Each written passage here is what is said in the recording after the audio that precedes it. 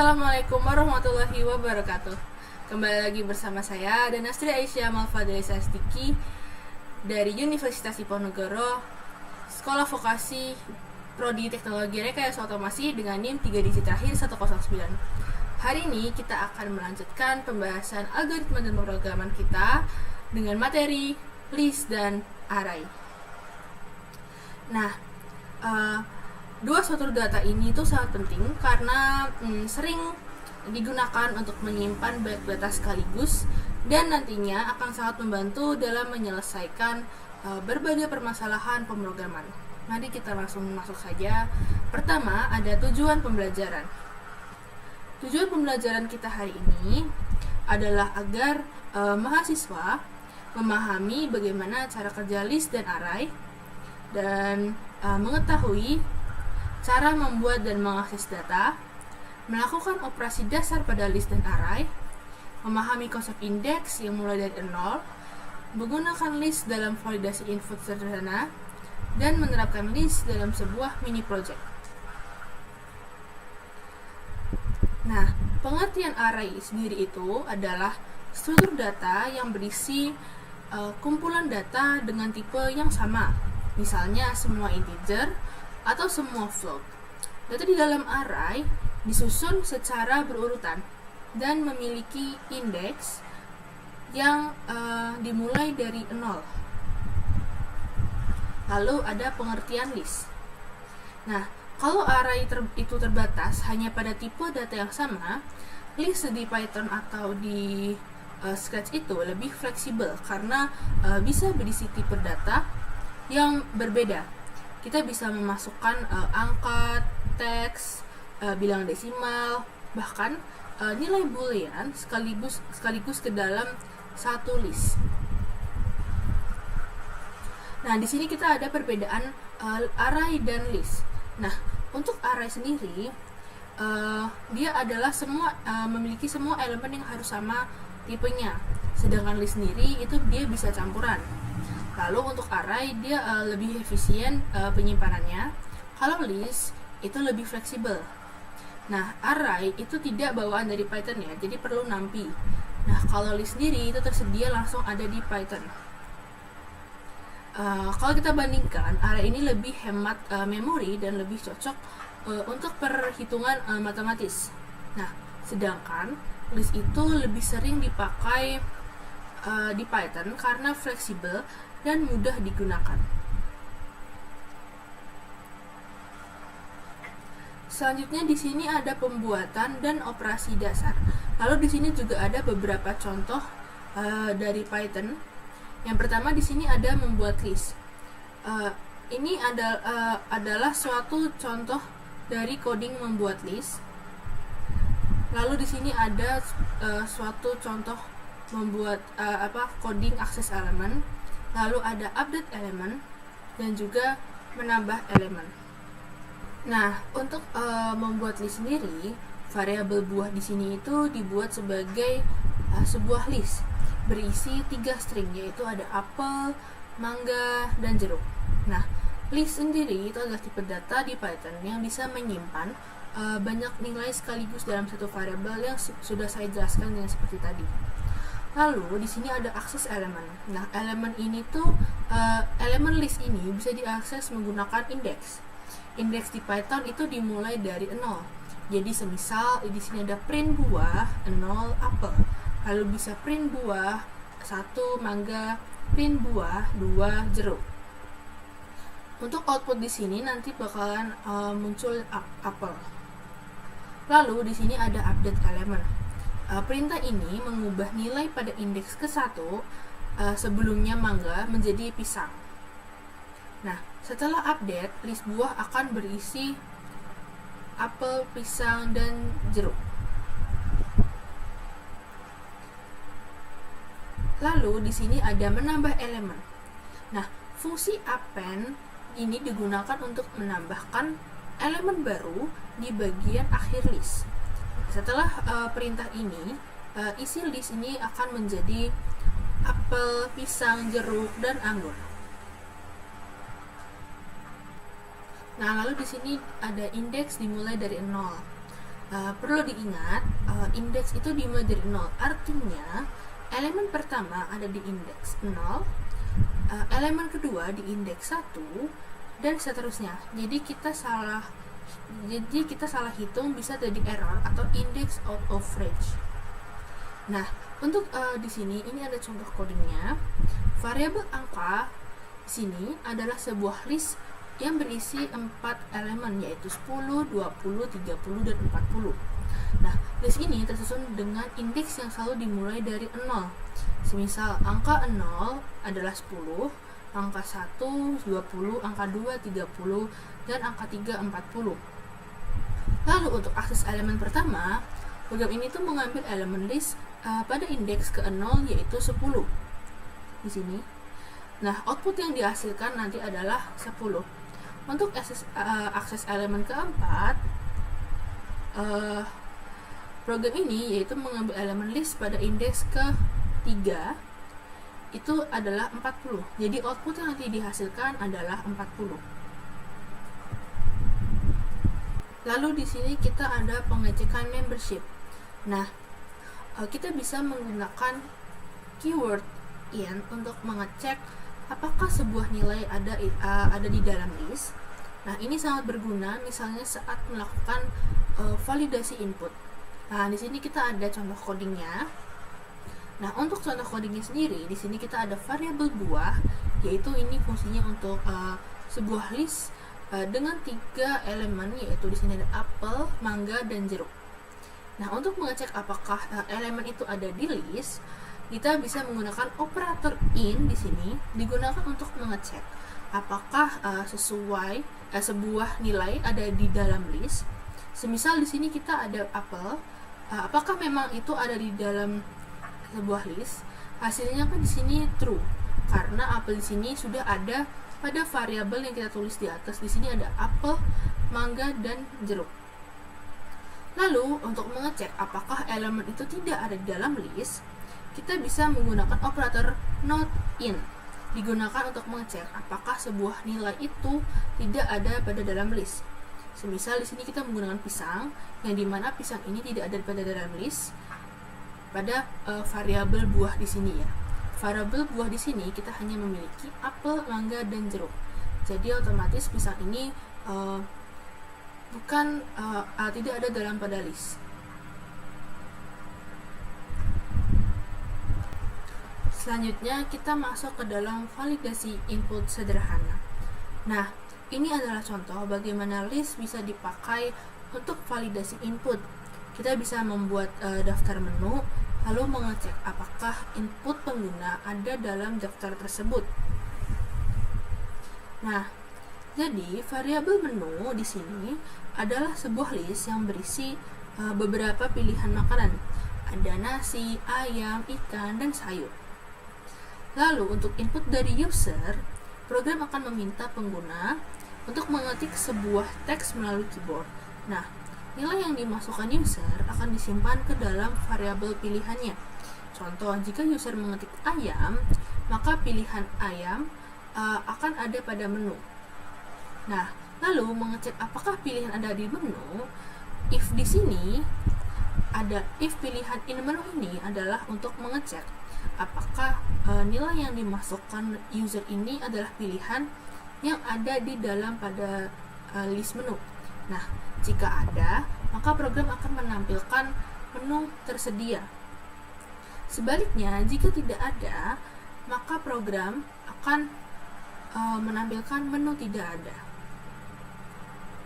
Jadi, untuk urutannya, nanti user akan memasukkan nama makanan. Semisal kita masukkan ikan, lalu output yang keluar akan menu tersedia. Namun jika kita memasukkan seperti bakso, maka yang keluar adalah menu itu tidak ada atau tidak tersedia. Lanjut, di sini ada operasi tambahan.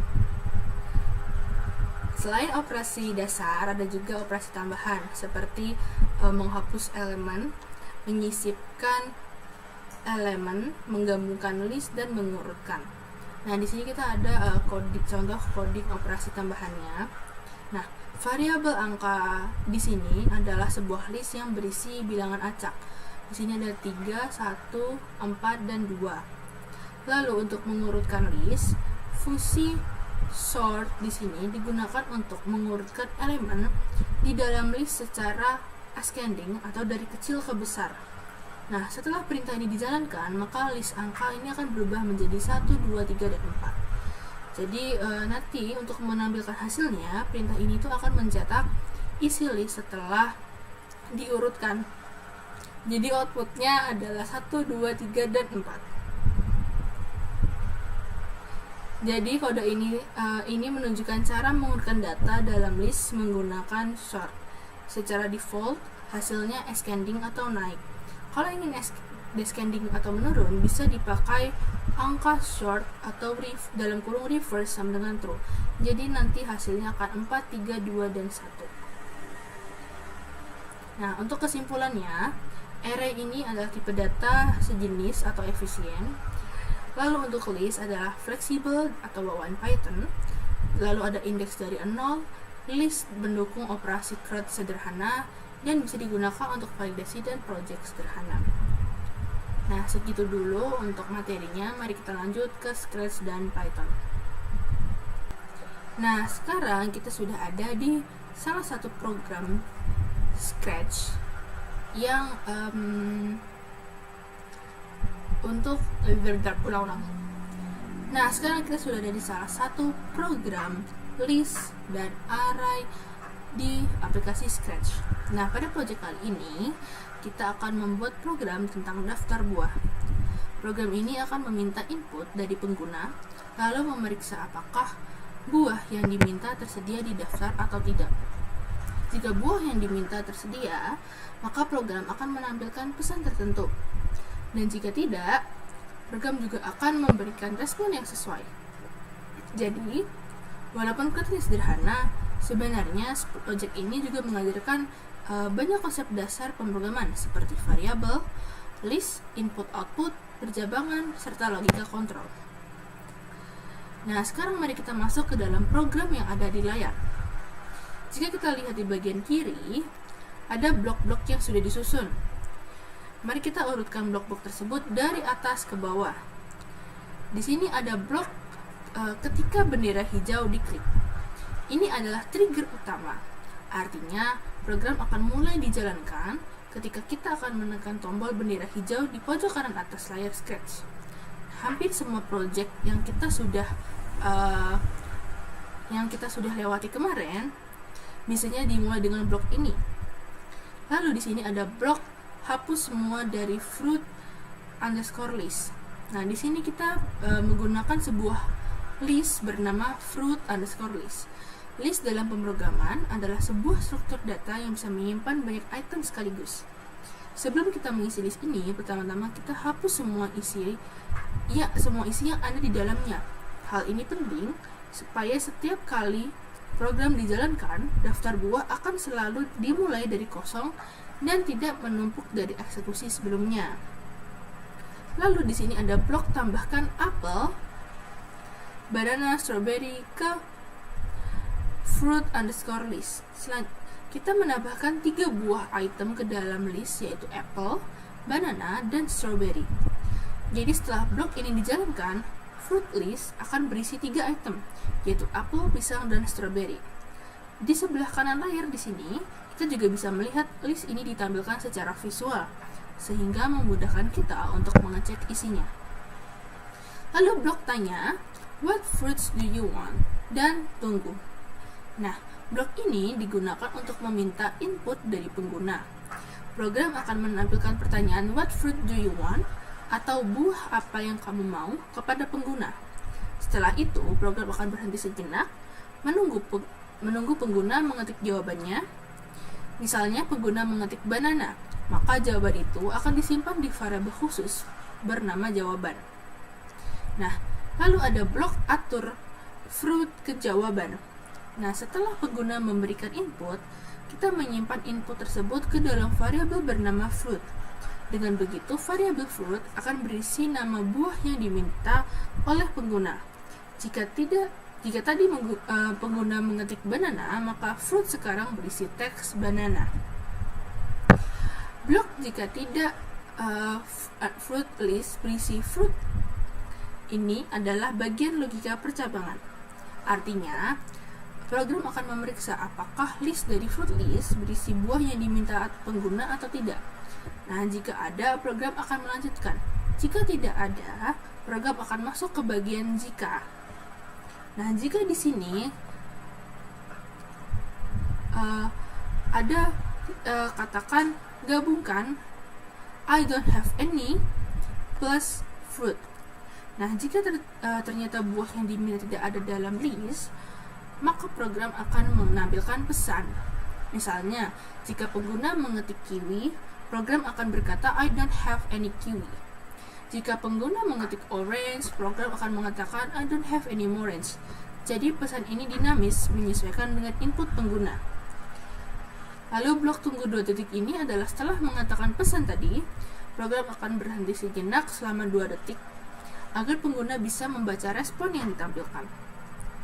Lalu ada blok berhenti semua. Nah, setelah menunggu program menghentikan semua aktivitas, jadi eksekusi program selesai di sini. Lalu blok katakan oke. Ini sebenarnya tambahan kecil yang membuat sprite mengatakan oke. Bisa digunakan sebagai indikator bahwa program sudah benar-benar selesai. Lalu sekarang kita akan mendemonstrasikannya. Kita akan pencet di sini ketik bendera hijaunya. Lalu seperti yang saya jelaskan, kita akan ditanya what fruit do you want. Sekarang kita coba ketik apple, maka dia oke. Berarti apple itu ada pada dalam variabel atau list. Nah, mari kita coba ketik yang lain seperti tadi kiwi. Nah, berarti di sini si sprite ini, si kucing ini mengatakan bahwa dia tidak memiliki kiwi atau atau I don't have any kiwi. Nah, sekarang kita ada di project kedua kita. Ini adalah sebuah permainan sederhana di mana pemain itu harus menebak bahan-bahan resep kue. Tujuannya itu untuk melatih logika pemrograman dasar sekaligus membuat game yang interaktif dan menyenangkan. Kita langsung saja masuk ke alur permainannya. Nah, alur permainannya seperti ini. Pertama, program dimulai dengan klik bendera hijau. Lalu pemain diberi instruksi bahwa harus menebak 3 bahan resep kue. Program akan menanyakan ingredient 1, ingredient 2, dan ingredient 3 secara bergantian. Nah, jika jawaban pemain benar, maka skor bertambah. Jika salah, muncul pesan kesalahan. Setelah 3 percobaan selesai, game akan menampilkan skor akhir. Sederhana tetapi cukup interaktif karena pemain diajak untuk berpikir. Langsung saja kita masuk ke penjelasan kodenya. Tentu saja di sini ada bagian pertama, yaitu adalah ketika bendera hijau diklik. Lalu di sini ada program menyembunyikan daftar ingredient list agar pemain tidak melihat jawabannya. Lalu di sini ada skor diatur menjadi 0. Program memberikan instruksi awal kepada pemain selama 3 detik. Tujuannya adalah menyiapkan game agar siap dimainkan. Lalu pertanyaan ingredient 1. Pemain diminta menjawab pertanyaan ingredient 1. Jawaban pemain disimpan ke variabel ingredient 1. Kemudian dicek apakah jawaban tersebut ada di daftar ingredient list. Jika benar, bakal muncul pesan berhasil dan skor bertambah 1. Jika salah, muncul pesan kesalahan. Dengan bagian ini menunjukkan konsep percabangan dalam pemrograman, yaitu if else. Lalu ada pertanyaan ingredient 2. Di sini sama seperti sebelumnya, jawaban pemain disimpan ke ingredient 2. Program memeriksa lagi apakah jawaban ada di dalam list. Jika benar, skor bertambah. Jika salah, muncul pesan gagal. Lalu ada juga ingredient 3. Fungsinya sama seperti tadi. Lalu ada menampilkan hasil di sini.